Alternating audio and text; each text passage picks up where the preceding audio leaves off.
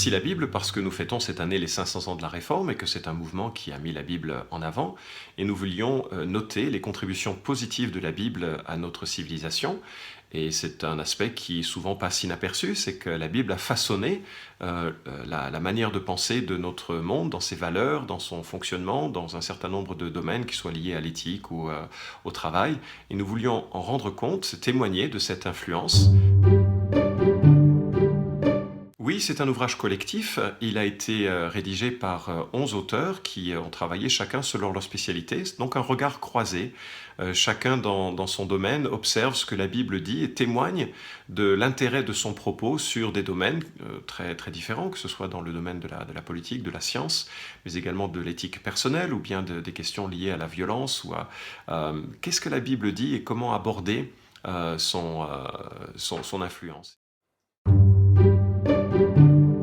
Alors en fait, c'est une amie qui m'a passé le livre d'un auteur venant d'Inde, diplômé de religion orientale, mais également de philosophie, et qui écrit ou soutient, comme dans sa thèse, que la Bible a façonné le monde occidental, l'âme du monde occidental. Et j'étais évidemment très, très surpris de ce qu'un auteur venant de si loin, avec un arrière-plan si différent, puisse considérer avec tant de façon si positive la contribution de l'écriture.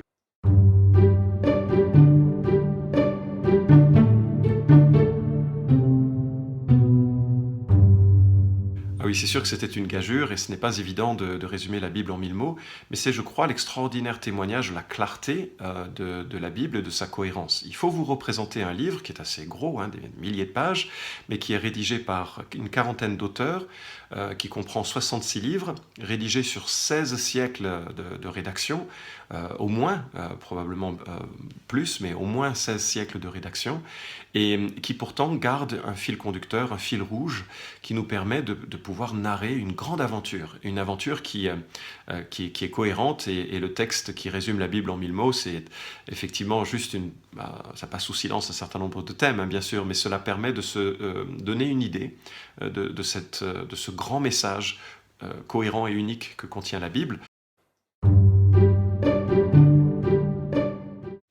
Bien, je recommande cet ouvrage pour tous ceux et toutes celles qui s'intéressent au message de la Bible, que la démarche soit intellectuelle, philosophique ou religieuse, ou simplement par la curiosité. Ce n'est pas adressé à des gens qui connaissent la Bible, bien au contraire, c'est plutôt adressé à des gens qui n'en connaissent pas les contours ni la contribution.